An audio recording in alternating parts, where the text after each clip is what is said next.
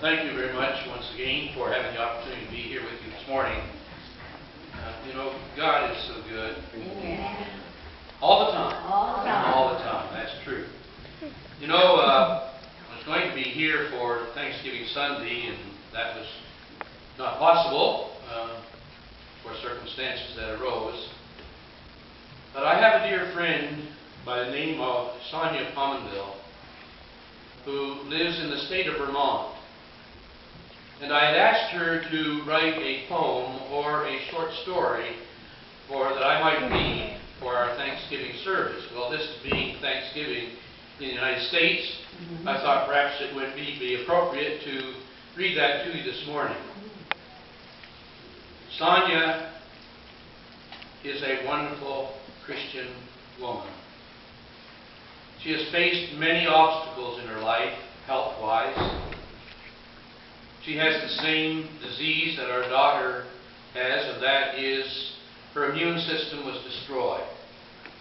We're thankful that our daughter is able to take an infusion every 28 days and enable her to have an ordinary immune system. Unfortunately, Sonja is not able to tolerate that infusion. And therefore, a number of years ago, she lost her voice completely because she is not only a beautiful singer, but she is also a beautiful writer as well. And one day she cried out, God. She realized that her voice had returned. But it's very difficult for her to sing, but she has sung a number of numbers on the internet that I enjoy so much.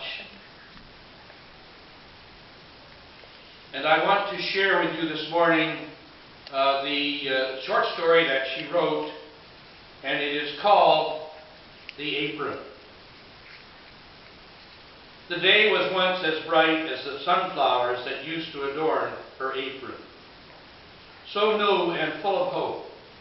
It made her smile each time she put it on to prepare a feast for the family.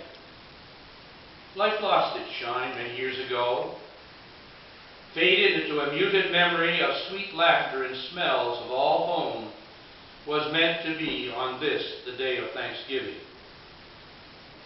Opening the cupboard, she tried to ignore the echoing sound of emptiness the 2 cans of beans made as she took them off the shelf. She knew she should save one for another day, for if not, this would be the last time the family would break bread together for some time to come. Juggling both cans with the precision of a circus performer, one can slipped from her grasp, forcing her to use the weary and worn apron to catch it. The weight too much for her treasured piece of clothing tore through it, landing on the floor as if showing off a new dance step. In defeat, she sat on the tile floor, noticing the cracked edges from all the playful times the children ran through the room while she cooked. Little bees swarming around a hive, waiting for the delight she would place before them any minute to fill their grumbling tummies. Where did those days go, she wondered, knowing the end of this sunflower coverlet was also the end of a chapter in her book she never thought she would have to put down. Tears flowed as she brought a corner of the now ruined apron to her face, taking it in the smell of her long ago life. How fresh it all seemed in the beginning as she opened the door to that exciting new journey set before her. Eyelids squeezed tight as she tried to hold back the deep despair, which reached out to hold her hand, now shivering with fear, knowing all that lay ahead. The time was nearing to join together in thanks as she took the beans and shaped them into a turkey on the beautiful old platter that had followed her family across the ocean. Having been passed down through many generations and the center of so many beautiful dinners, she now was the keeper of this piece of her heritage.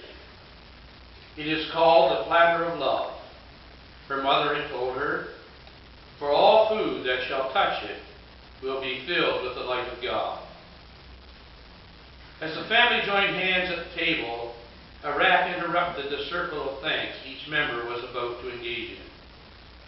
She rose to answer the door, where an old man, withered hands, blew from the cold wind, stood before her.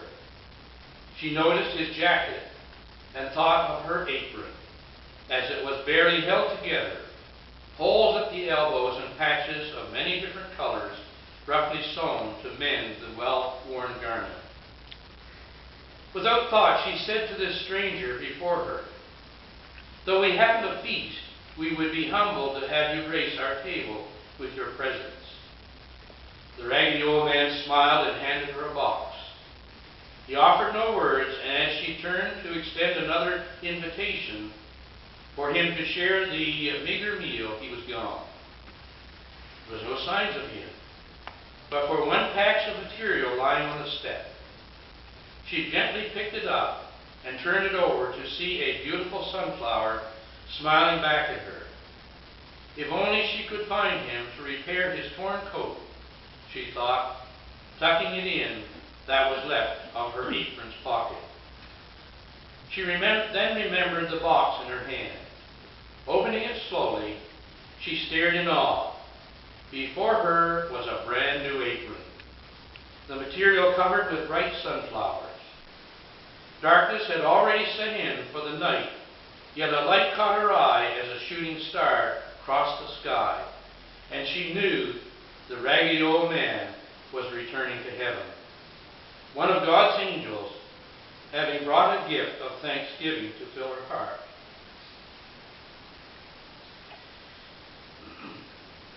The joy she had not felt in years overtook this humble woman as she returned to the house wearing her new cheerful apron. She looked around the room at her family, to overcome with thanks and love to even speak. This was truly a day to praise God for all his goodness.